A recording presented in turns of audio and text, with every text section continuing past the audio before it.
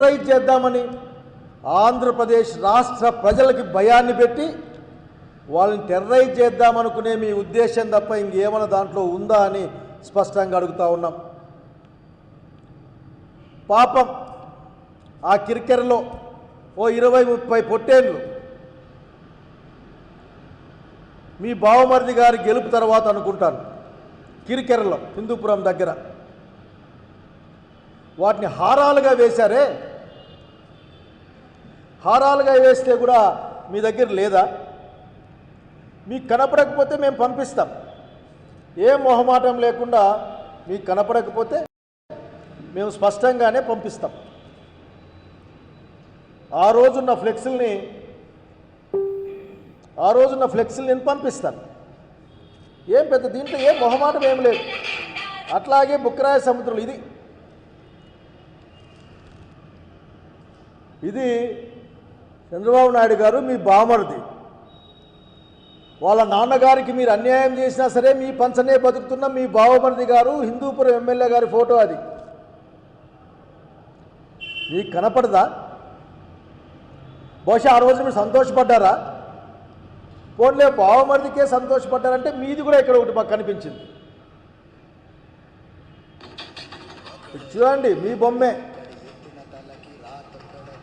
గొడవట్లు పట్టుకొని అసలుకి ఇది చూడండి స్పష్టంగా.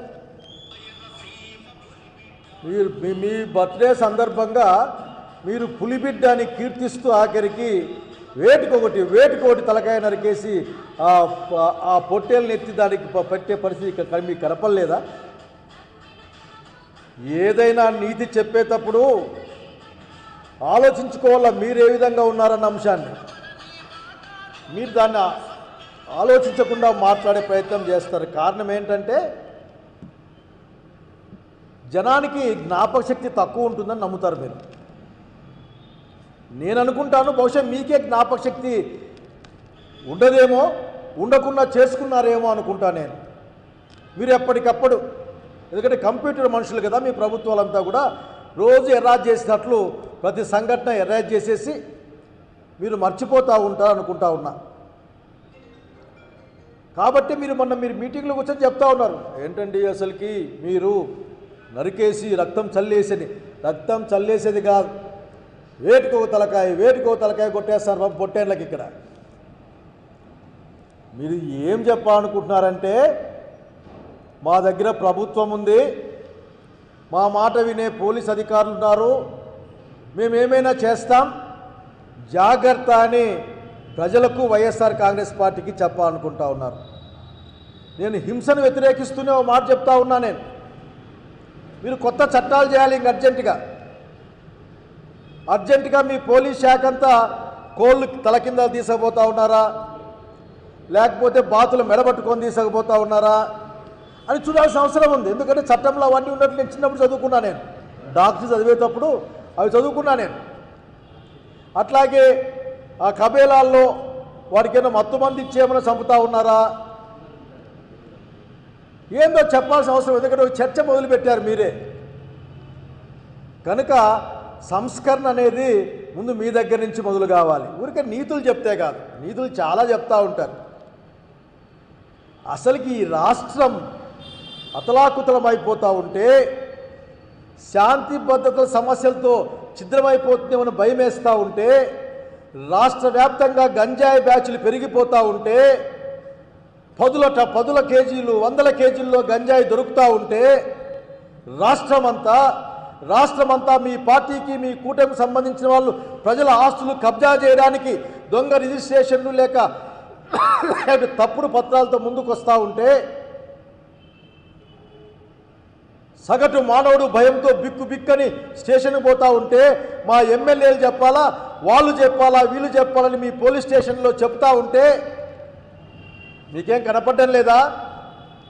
ఈ రాష్ట్రంలో అద్మానంగా ఉన్నాయి, పాతాళంలో ఉన్నాయి శాంతి భద్రతలని స్వయంగా కేంద్ర హోంశాఖ దాని హెడ్ అయిన అమిత్ షా గారు మీకు ఉత్తరం రాశారే.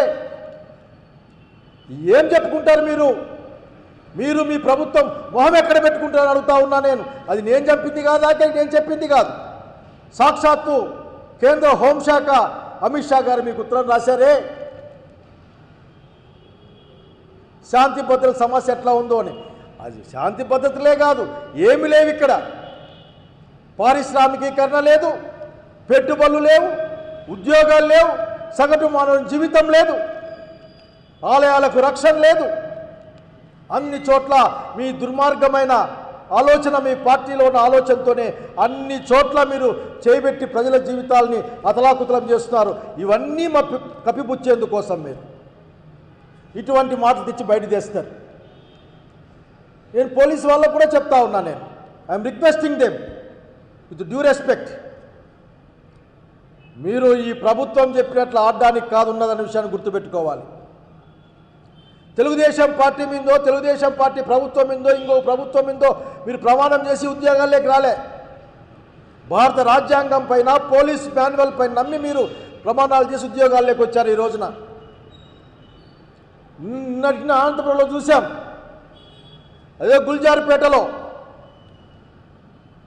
రోడ్డు వేస్తున్నారు అనుకుంటా, లేదా సైడ్ కాలువ కడుతున్నారు. అక్కడ తెలుగుదేశం పార్టీ దిమ్మే కూలగొట్టారు. ఎవరు? కాంట్రాక్టర్ మీ వాడు, ఆఫీసర్లు మీ చెప్పు చేతల్లో ఉండేవాళ్ళు, ఆ జేసీబీ డ్రైవర్ మీ వాడు. అంతమంది మీ వాళ్ళను పెట్టుకొని పోలీసు వాళ్ళు మేము బలం చూపిస్తామంటే జనం మీద బలం చూపించడానికి కాదు పోలీసు శాఖ ఉన్నది.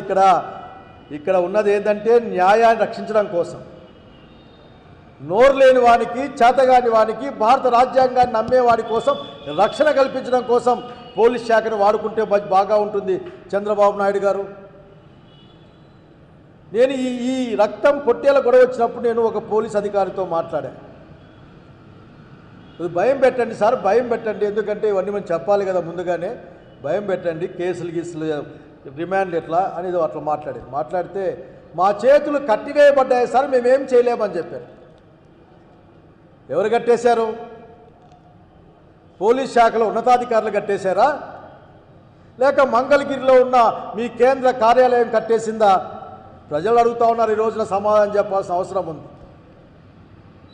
మీరు ఈ రోజున తాత్కాలికంగా తప్పించుకోవడం కోసం, ప్రజల దృష్టిని మళ్లించడం కోసం ఆ మెడికల్ కాలేజీల్లో మీరు చేసే అన్యాయాల కృత్యాలు, ప్రైవేటుకి అప్పనంగా కట్టిపెట్టే ప్రయత్నాలు ఆల్రెడీ మీ చరిత్ర, మీకు రాబోయే మీ భవిష్యత్తు ప్రజలకు అర్థమైపోయింది.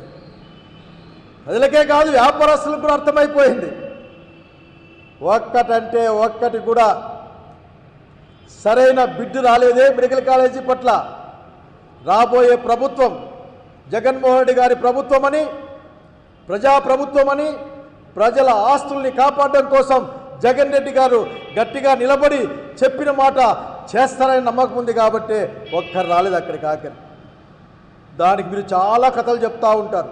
చివరికి ఎంత దిగజారిపోయారంటే ఆ లాభ నష్టాల్లో నష్టం వస్తే నష్టం కూడా కట్టేస్తా అంట.